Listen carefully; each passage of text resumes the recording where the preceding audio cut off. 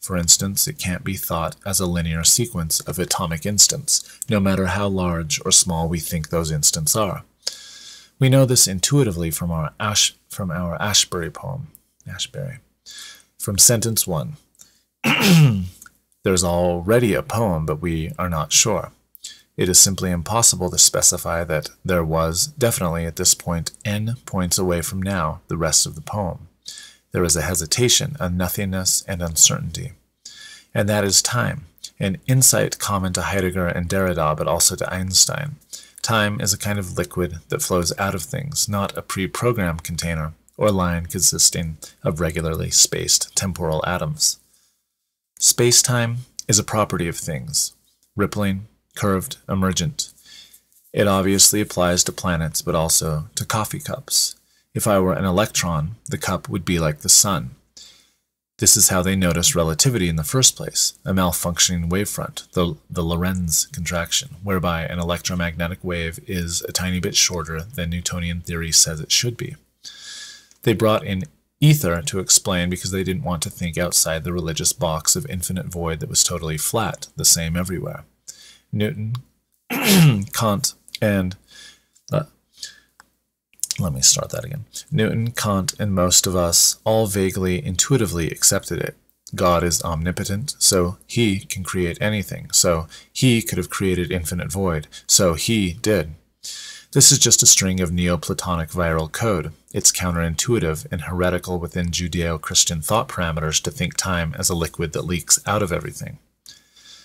Things are weirdly smeared out. They are not in time. They time.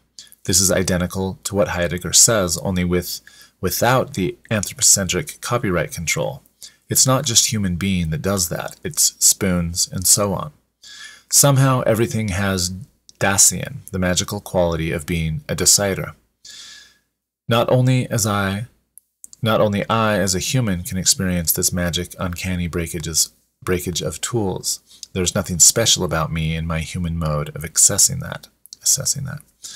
Thus, theoretically, a bottle of Pellegrino could have angst because anxiety is the feeling that sometimes is malfunctioning, and malfunctioning is what it means to be a thing, to say nothing of relating to other things. That's how Heidegger gets to it in the case of humans, by drawing a distinction between anxiety versus fear. Fear pertains to some kind of object, while anxiety has no object. In anxiety, I experience myself as a kind of entity that doesn't correspond with any of the entities around it, that is not exhausted by them. Heidegger describes it memorably as a horrible experience of everything becoming weirdly opaque. Poems with a lot of environmentality have a lot of anxiety, a creepy opacity. This is not just a special human thing. It's a phenomenon that's default to being an entity at all. It's not that there is time and space and there is the environment inside of that. It's that this idea of time and space as the surface on which environmentality exists, it's also part of environmentality. The environment is not a poem that just exists on the page. The page is also a part of the poem. In the same way, actual time and space are part of environmentality. Exclamation points. The poem is a strange corner of reality in which you can see the malfunctioning that is common to all of it. You want to delete that thought just to get across the street? But if you hang out with an artist interested in environmentality, you see them interested in this fact that space is not a complete void. It's a kind of liquid. I spent an afternoon with the artist Paul Thomas walking in Sydney with iPhones, just photographing spaces between things. He saw so much. So the thought began to occur to me, how does this guy make it across the street? He is so aware that the buildings themselves, the nails, the paint, are smeared things. All the detailed histories, all the hammer blows, the altering, the breakages, the aging. Relativity theory describes this smearing well when it holds that to be a thing is to be what it calls a world tube. This cup isn't objectively here, it's more like turbulence in a stream. Relativity endeavors to shatter the idea that things are in time. Seeing me as a 4D being would mean that you would see a kind of worm with a cradle and grave at either end. To be a thing This is part 2, malfunctioning. To be a thing is to be a malfunction. Beyond relating to other things at all, one's existence is just one continuous mistake. This can ultimately only mean that a thing both is and is not itself at the very same time. It also means that it is impossible to find the line between being yourself and not being yourself. Like a non-orientable surface, such as the Mobius strip, the twist between being and not being yourself is everywhere at the same time. This means that aside from the slapstick comedy of things jostling and jiggling, there is a disturbing uncanniness to existence of a kind of thought by many under the heading of evil. The problem of contradicting yourself is the problem of appearance. How can I tell that the way you appear is actually you, or as Lacan puts it, what constitutes pretense is that, in the end, you don't know whether it's pretense or not. The problem of appearance is the problem of evil. No wonder philosophy that's hidebound by the metaphysics of presence has often considered art to be a domain of evil. Environmentality raises this issue of a sinister aesthetic dimension as a condition of its possibility of being thought at all. Metaphorical theories of art obsess over a thought that is buried away somewhere in our sense of what art is, that it is evil because it is a realm of causality, of influences from some demonic beyond. It does things to us without our will, and if you flip that around, you get a good reason for why art is so often sidelined, because it is saying something true about causality as such, namely, that causality is just aesthetic. Aesthetic functioning is thus also malfunctioning in another sense, evoking the evil quality, the mal of the malfunction.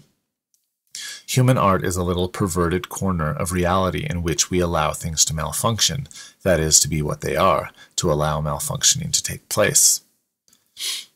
Flowers of evil. Poems about flowers are about poetry because a flower is a trope, anthos, anthology. Poetry about flowers is telling you obliquely about how to read. Ashbery slightly bends that stock topic as part of a Wordsworthian assault on sentimental poetics as flowery.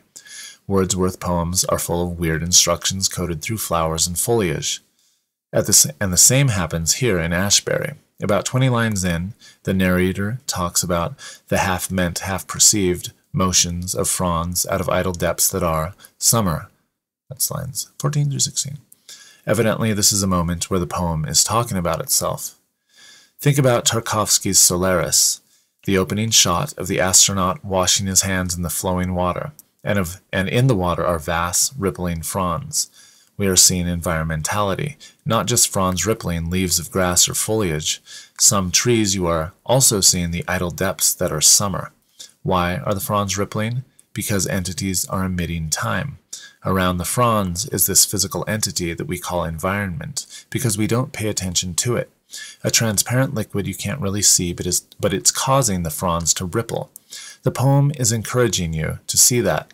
Half meant and half perceived, bending Wordsworth's half create and perceive with its conception of reality like a picnic consisting of the thing in itself plus the subject.